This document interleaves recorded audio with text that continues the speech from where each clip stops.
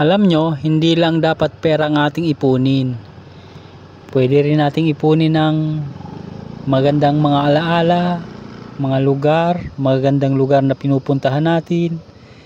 Dahil ito ang mga ipon na hindi na mananakaw sa atin.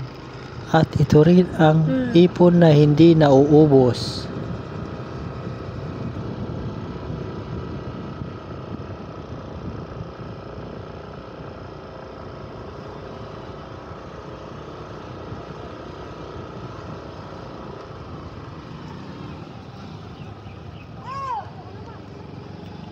At dito nga susubukan nating ikutin itong picnic grove dito sa Tagaytay.